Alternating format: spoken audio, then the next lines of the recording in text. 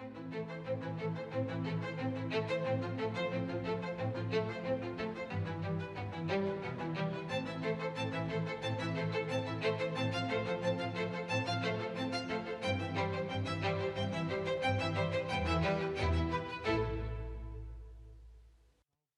प्यारे देशवासियों, नमस्कार।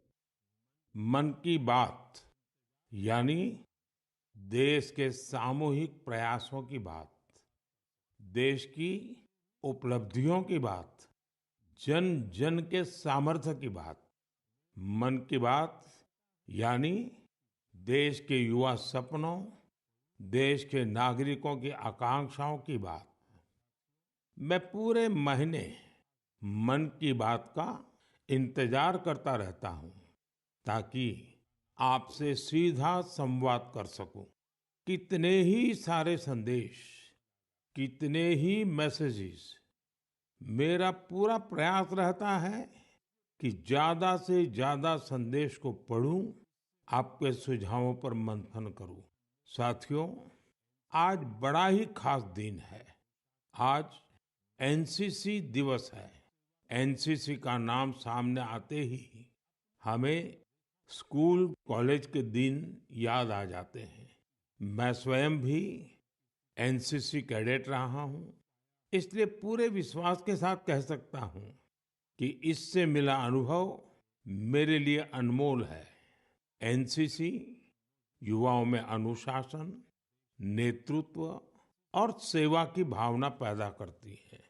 आपने अपने आसपास देखा होगा, जब भी कहीं कोई आपदा होती है, चाहे बाढ़ की स्थिति हो, कहीं भूकंप आया हो, कोई हादसा हुआ हो, वहां मदद करने के लिए एनसीसी के कैडेट्स जरूर मौजूद हो जाते हैं। आज देश में एनसीसी को मजबूत करने के लिए लगातार काम हो रहा है। 2014 में करीब 14 लाख युवा एनसीसी से जुड़े थे। अब 2024 में 20 लाख से ज्यादा युवा एनसीसी से जुड़े हैं। पहले के मुकाबले 5,000 और नए स्कूल कॉलेजों में अब एनसीसी की सुविधा हो गई है। और सबसे बड़ी बात, पहले एनसीसी में गर्ल्स कैडेट्स की संख्या करीब 25% के आसपास ही होती थी। अब एनसीसी में गर्ल्स कैडेट्स की संख्या करीब करीब 40% हो गई है। बॉर्डर किनारे रहने वाले युवाओं को ज्यादा से ज्यादा एनसीसी से जोड़ने का अभियान भी लगातार जारी है। मैं युवाओं से आग्रह करूंगा कि ज्यादा से ज्यादा संख्या में एनसीसी से जुड़े। आप देखिएगा, आप किसी भी कैरियर में जाए, एनसीसी से आपके व्यक्तित्व निर्माण में बड़ी मदद मिलेगी। साथियों, विकसित भारत के निर्माण में युवाओं का रोल बहुत बड़ा है। युवा मन जब एकजुट होकर देश की आगे की यात्रा के लिए मंथन करते हैं, चिंतन करते हैं, तो निश्चित रूप से इसके ठोस रास्ते निकलते हैं। आप जानते हैं, 12 जनवरी को स्वामी विवेकानंद जी की जयंती पर देश युवा दिवस मनाता है। अगले साल स्वामी विवेकानंद जी की 162वीं जयंती है। इस बार इसे बहुत खास तरीके से मनाया जाएगा। इस अवसर पर 11-12 जनवरी को दिल्ली के भारत मंडपम में युवा विचारों का महाकुंभ होने जा रहा है। और इस पहल का नाम है Viksit Bharat young leaders dialogue. Bharat भर से करोड़ों युवा इसमें भाग लेंगे। गांव, ब्लॉक, जिले, राज्य और वहां से निकलकर के चुने हुए ऐसे 2000 युवा भारत मंडपम में विकसित भारत यंग लीडर्स डायलॉग के लिए जुटेंगे। आपको याद होगा, मैंने लाल किले की प्राचीर से ऐसे युवाओं से राजनीति में आने का आह्वान किया है जिनके परिवार का कोई भी व्यक्ति और पूरे परिवार का पॉलिटिकल बैकग्राउंड नहीं है, ऐसे 1 लाख युवाओं को, नए युवाओं को राजनीति से जोड़ने के लिए देश में कई तरह के विशेष अभियान चलेंगे। विकसित भारत यंग लीडर्स डायलॉग भी ऐसा ही एक प्रयास है। इसमें देश और विदेश से एक्सपर्ट्स आएंगे, अनेक राष्ट्रीय और अंतर्राष्ट्रीय हस्तियां भी रहेगी। मैं भी इसमें ज्यादा से ज्यादा समय उपस्थित रहूंगा। युवाओं के सीधे हमारे सामने अपने आइडियाज को रखने का अवसर मिलेगा। देश इन आइडियाज को कैसे आगे लेकर जा सकता है, कैसे एक ठोस रोडमैप बन सकता है, इसका एक ब्लूप्रिंट तैयार किया जाएगा। तो आप भी तैयार हो जाइए। जो भारत के भविष्य का निर्माण करने वाले हैं, जो देश की भावी पीढ़ी है, उनके लिए ये बहुत बड़ा मौका आ रहा है। आइए मिलकर देश बनाएं, देश को विकसित बनाएं। मेरे प्यारे देशवासियों, मन की बात में हम अक्सर ऐसे युवाओं की चर्चा करते हैं जो निस्वार्थ भाव से समाज के लिए काम कर रहे हैं। ऐसे कितने ही युवा हैं जो लोगों की छोटी छोटी समस्याओं का समाधान निकालने में जुटे हैं। हम अपने आसपास देखें तो कितने ही लोग दिख जाते हैं जिन्हें किसी न किसी तरह की मदद चाहिए, कोई जानकारी चाहिए। मुझे ये जानकर अच्छा लगा, कुछ युवाओं ने समूह बनाकर इस तरह की बात को भी एड्रेस किया है। जैसे लखनऊ के रहने वाले वीरेंद्र हैं। वो बुजुर्गों को डिजिटल लाइफ सर्टिफिकेट के काम में मदद करते हैं। आप जानते हैं कि नियमों के मुताबिक सभी पेंशनर्स को साल में एक बार लाइफ सर्टिफिकेट जमा कराना होता है। 2014 तक इसकी प्रक्रिया यह थी, इसे बैंकों में जाकर बुजुर्ग को खुद जमा करना पड़ता था। आप कल्पना कर सकते हैं कि इससे हमारे बुजुर्गों को कितनी असुविधा होती थी। अब ये व्यवस्था बदल चुकी है। अब डिजिटल लाइफ सर्टिफिकेट देने से चीजें बहुत ही सरल हो गई हैं। बुजुर्गों को बैंक नहीं जाना पड़ता। बुजुर्गों को टेक्नोलॉजी की वजह से कोई दिक्कत ना आए, इसमें वीरेंद्र जैसे युवाओं की बड़ी भूमिका है। वो अपने क्षेत्र के बुजुर्गों को इसके बारे में जागरूक करते रहते हैं। इतना ही नहीं, वो बुजुर्गों को टैक्स सेवी भी बना रहे हैं। ऐसे ही प्रयासों से आज डिजिटल लाइफ सर्टिफिकेट पाने वालों की संख्या 80 लाख के आंकड़े को पार कर गई है।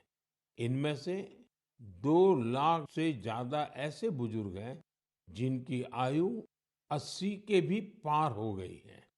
साथियों, कई शहरों में युवा बुजुर्गों को डिजिटल क्रांति में भागीदार बनाने के लिए भी आगे आ रहे हैं। भोपाल के महेश ने अपने मोहल्ले के कई बुजुर्गों को मोबाइल के माध्यम से पेमेंट करना सिखाया है।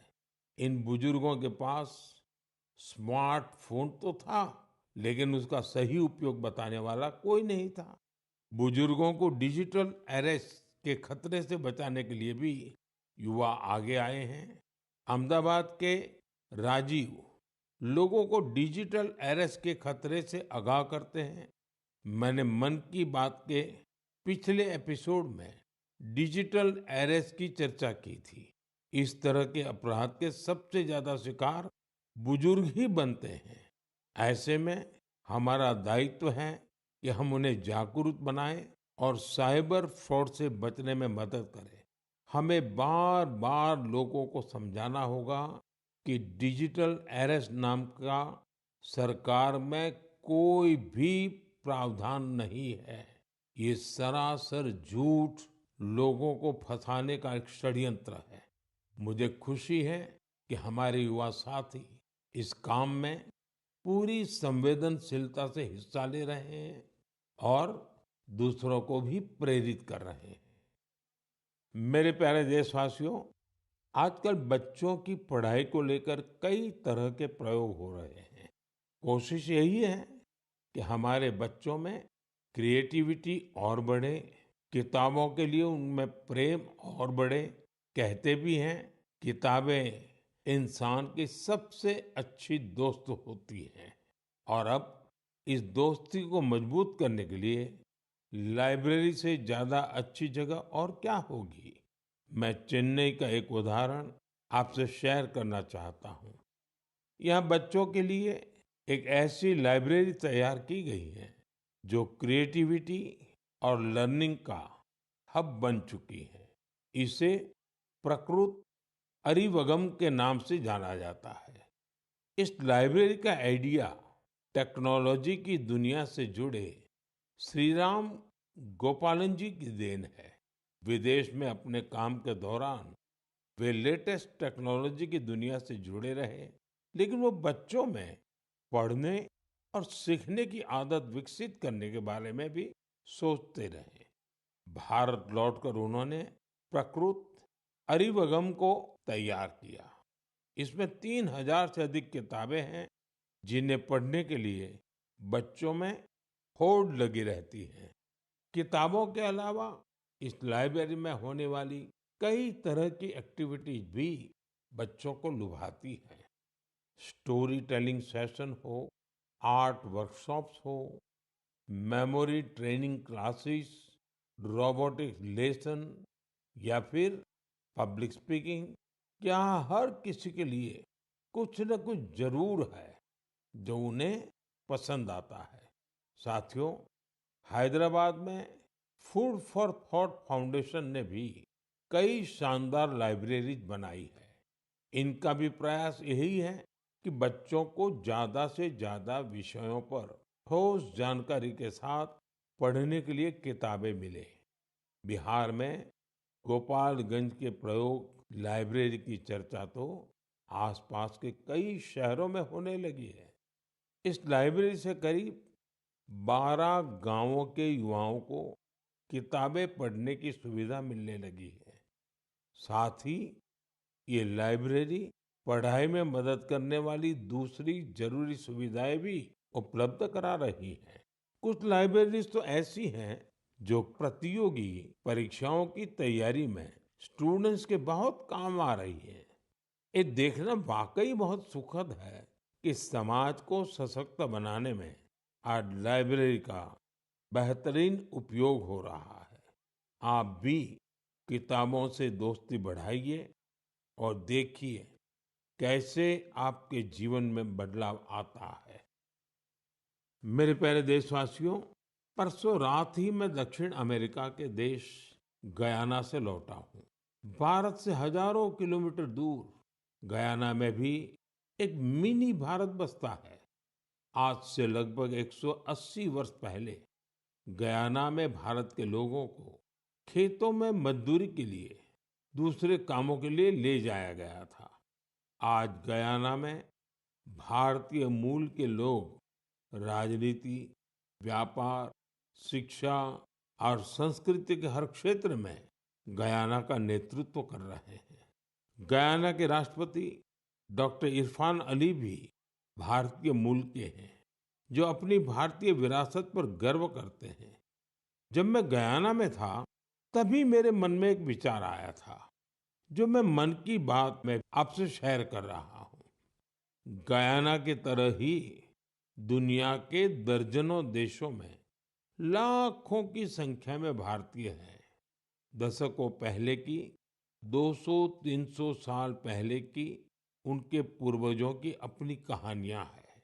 क्या आप ऐसी कहानियों को खोज सकते हैं कि किस तरह भारतीय प्रवासियों ने अलग अलग देशों में अपनी पहचान बनाई, कैसे उन्होंने वहां की आजादी की लड़ाई के अंदर हिस्सा लिया, कैसे उन्होंने अपनी भारतीय विरासत को जीवित रखा। मैं चाहता हूं कि आप ऐसी सच्ची कहानियों को खोजें और मेरे साथ शेयर करें। आप इन कहानियों को नमो ऐप पर या माय गॉव पर हैशटैग इंडियन डायस्पोरा स्टोरीज के साथ भी शेयर कर सकते हैं। साथियों, आपको ओमान में चल रहा एक एक्स्ट्रा ऑर्डिनरी प्रोजेक्ट भी बहुत दिलचस्प लगेगा। अनेकों भारतीय परिवार कई शताब्दियों से ओमान में रह रहे हैं। इनमें से ज्यादातर गुजरात के कच्छ से जाकर बसे हैं। इन लोगों ने व्यापार के महत्वपूर्ण लिंक तैयार किए थे। आज भी उनके पास ओमानी नागरिकता है, लेकिन भारतीयता उनकी रग रग में बसी है। ओमान में भारतीय दूतावास और नेशनल आर्काइव्स ऑफ इंडिया के सहयोग से एक टीम ने इन परिवारों की हिस्ट्री को प्रिजर्व करने का काम शुरू किया है। इस अभियान के तहत अब तक हजारों डॉक्यूमेंट्स जुटाए जा चुके हैं। इनमें diary, account book, ledgers, letters और टेलीग्राम शामिल है। इनमें से कुछ दस्तावेज तो सन 1838 के भी हैं। ये दस्तावेज भावनाओं से भरे हुए हैं। बरसों पहले जब वो ओमान पहुंचे तो उन्होंने किस प्रकार का जीवन जिया, किस तरह के सुख दुख का सामना किया और ओमान के लोगों के साथ उनके संबंध कैसे आगे बढ़े, ये सब कुछ इन दस्तावेजों का हिस्सा है। ओरल हिस्ट्री प्रोजेक्ट ये भी इस मिशन का एक महत्वपूर्ण आधार है। इस मिशन में वहाँ के वरिष्ठ लोगों ने अपने अनुभव साझा किए हैं। लोगों ने वहाँ अपने रहन सहन से जुड़ी बातों को विस्तार से बताया है। साथियों, ऐसा ही एक ओरल हिस्ट्री प्रोजेक्ट भारत में भी हो रहा है। इस प्रोजेक्ट के तहत इतिहास प्रेमी देश के विभाजन के कालखंड में पीड़ितों के अनुभवों का संग्रह कर रहे हैं। अब देश में ऐसे लोगों की संख्या कम ही बची है जिन्होंने विभाजन की विभीषिका को देखा है। ऐसे में यह प्रयास और ज्यादा महत्वपूर्ण हो गया है। साथियों, जो देश, जो स्थान अपने इतिहास को संजो कर रखता है, उसका भविष्य भी सुरक्षित रहता है। इसी सोच के साथ एक प्रयास हुआ है जिसमें गांवों के इतिहास को संजोने वाली एक डायरेक्टरी बनी है। समुद्री यात्रा के भारत के पुरातन सामर्थ्य से जुड़े साक्ष्यों को सहेजने का भी अभियान देश में चल रहा है। इस कड़ी में लोथल में एक बहुत बड़ा म्यूजियम भी बनाया जा रहा है। इसके अलावा आपके संज्ञान में कोई मैन्युस्क्रिप्ट हो, कोई ऐतिहासिक दस्तावेज हो, कोई हस्तलिखित प्रत हो, तो उसे भी आप नेशनल आर्काइव्स ऑफ इंडिया की मदद से सहेज सकते हैं। साथियों, मुझे स्लोवाकिया में हो रहे ऐसे ही एक और प्रयास के बारे में पता चला है जो हमारी संस्कृति को संरक्षित करने और उसे आगे बढ़ाने से जुड़ा है। यहाँ पहली बार स्लोवाक लैंग्वेज में हमारे उपनिषदों का अनुवाद किया गया है। इन प्रयासों से भारतीय संस्कृति के वैश्विक प्रभाव का भी पता चलता है। हम सभी के लिए ये गर्व की बात है कि दुनिया भर में ऐसे करोड़ों लोग हैं जिनके हृदय में भारत बसता है। मेरे प्यारे देशवासियों, अब मैं आपसे देश की एक ऐसी उपलब्धि साझा करना चाहता हूं जिसे सुनकर आपको खुशी भी होगी और गौरव भी होगा। और अगर आपने नहीं किया है तो शायद पछतावा भी होगा। कुछ महीने पहले हमने एक पेड़ माँ के नाम अभियान शुरू किया था। इस अभियान में देश भर के लोगों ने बहुत उत्साह से हिस्सा लिया। मुझे ये बताते हुए बहुत खुशी हो रही है कि इस अभियान ने 100 करोड़ पेड़ लगाने का अहम पड़ाव पार कर लिया है। 100 करोड़ पेड़, वो भी सिर्फ 5 महीनों में। ये हमारे देशवासियों के अथक प्रयासों से ही संभव हुआ है। इससे जुड़ी एक और बात जानकर आपको गर्व होगा। एक पेड़ माँ के नाम अभियान अब दुनिया के दूसरे देशों में भी फैल रहा है। जब मैं गयाना में था तो वहां भी इस अभियान का साक्षी बना। वहां मेरे साथ गयाना के राष्ट्रपति डॉक्टर इरफान अली, उनकी पत्नी की माताजी और परिवार के बाकी सदस्य एक पेड़ मां के नाम अभियान में शामिल हुए। साथियों, देश के अलग-अलग हिस्सों में ये अभियान लगातार चल रहा है। मध्य प्रदेश के इंदौर में एक पेड़ मां के नाम अभियान के तहत पेड़ लगाने का रिकॉर्ड बना है। यहाँ 24 घंटे में 12 लाख से ज्यादा पेड़ लगाए गए। इस अभियान की वजह से इंदौर की रेवती हिल्स के बंजर इलाके अब ग्रीन जोन में बदल जाएंगे। राजस्थान के जैसलमेर में इस अभियान के द्वारा एक अनोखा रिकॉर्ड बना। यहाँ महिलाओं की एक टीम ने 1 घंटे में 25,000 पेड़ लगाए। माताओं ने माँ के नाम पेड़ लगाया और दूसरों को भी प्रेरित किया।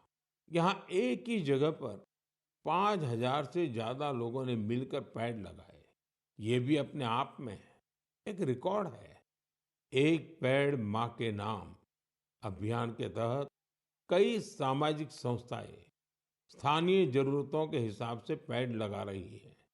उनका प्रयास है कि जहां पेड़ लगाए जाएं, वहां पर्यावरण के अनुकूल पूरा इकोसिस्टम डेवलप हो।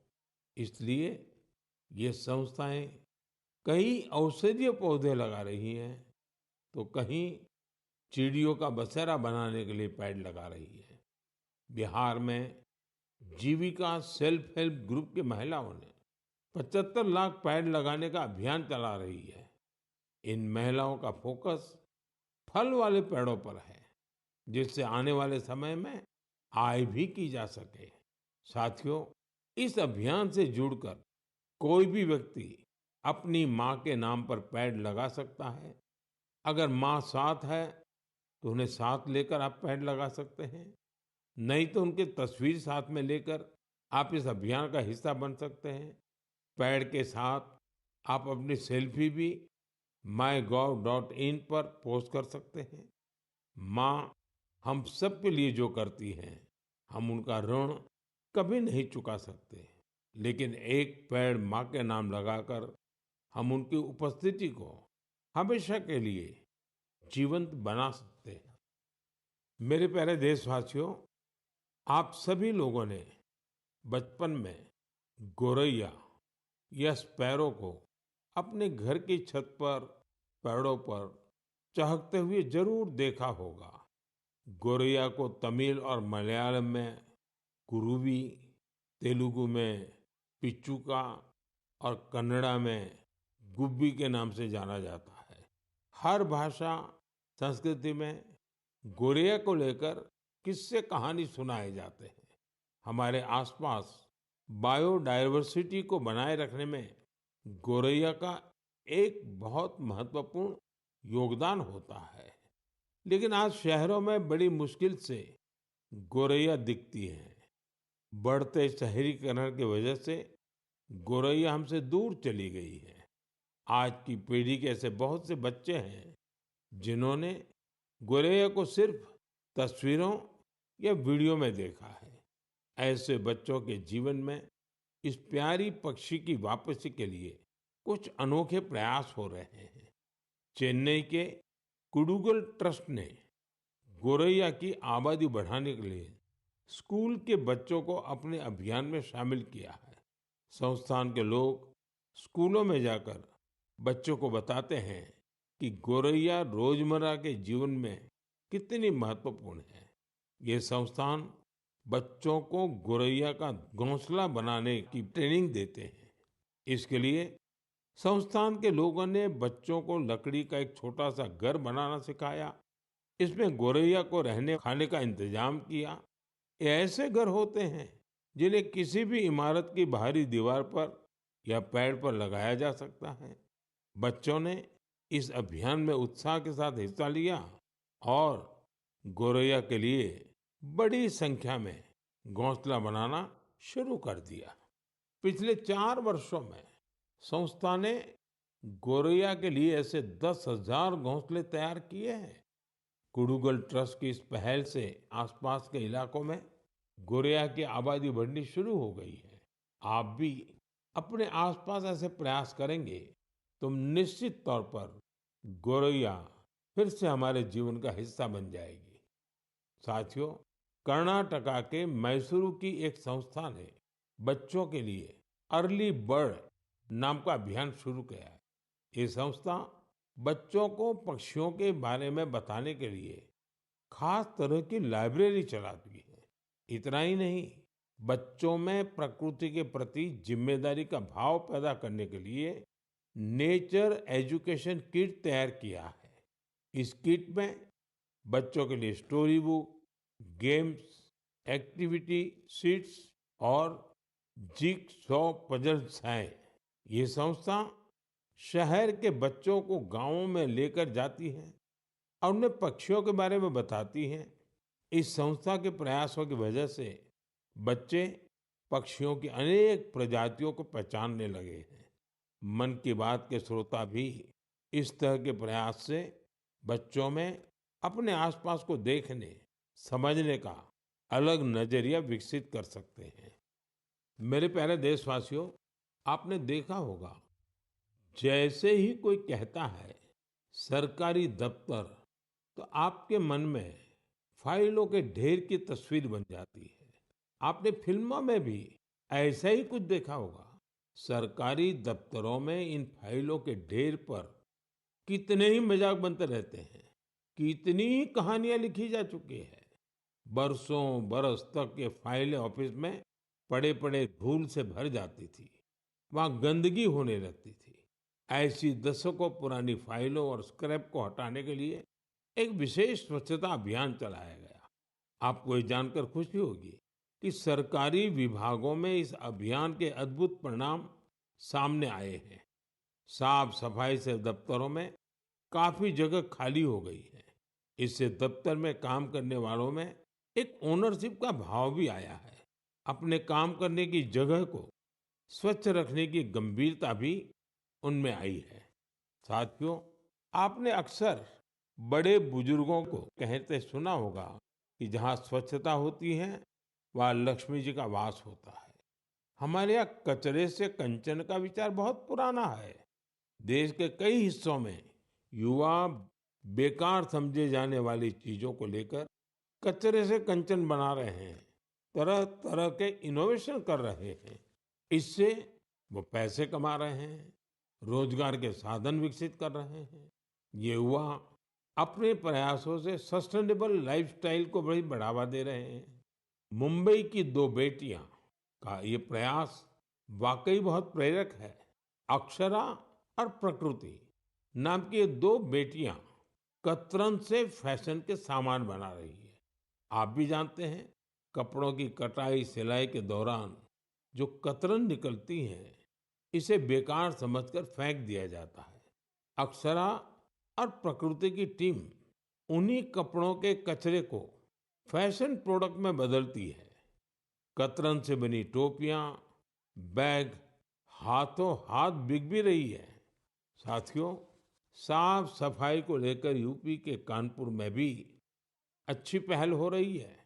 यहाँ कुछ लोग रोज सुबह मॉर्निंग वॉक पर निकलते हैं और गंगा के घाटों पर फैले प्लास्टिक और अन्य कचरे को उठा लेते हैं। इस समूह को कानपुर प्लॉगर्स ग्रुप नाम दिया गया है। इस मुहिम की शुरुआत कुछ दोस्तों ने मिलकर की थी। धीरे धीरे ये जन भागीदारी का बड़ा अभियान बन गया। शहर के कई लोग इसके साथ जुड़ गए हैं। इसके सदस्य अब दुकानों और घरों से भी कचरा उठाने लगे हैं। इस कचरे से रिसाइकल प्लांट में ट्री गार्ड तैयार किए जाते हैं। यानी इस ग्रुप के लोग कचरे से बने ट्री गार्ड से पौधों की सुरक्षा भी करते हैं। साथियों, छोटे छोटे प्रयासों से कैसी बड़ी सफलता मिलती है, इसका एक उदाहरण असम की इतिशा भी है। इतिशा की पढ़ाई लिखाई दिल्ली और पुणे में हुई है। इतिशा कॉरपोरेट दुनिया की चमक दमक छोड़कर अरुणाचल की सांगती घाटी को साफ बनाने में जुटी है। पर्यटकों की वजह से वहाँ काफी प्लास्टिक वेस्ट जमा होने लगा था। वहाँ की नदी जो कभी साफ थी, वो प्लास्टिक वेस्ट की वजह से प्रदूषित हो गई थी। इसे साफ करने के लिए इतिशा स्थानीय लोगों के साथ मिलकर काम कर रही है।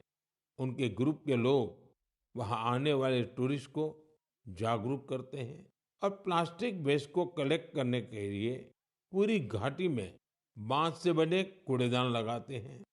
साथियों, ऐसे प्रयासों से भारत के स्वच्छता अभियान को गति मिलती है। ये निरंतर चलते रहने वाला अभियान है। आपके आसपास भी ऐसा जरूर होता ही होगा। आप मुझे ऐसे प्रयासों के बारे में जरूर लिखते रहिए।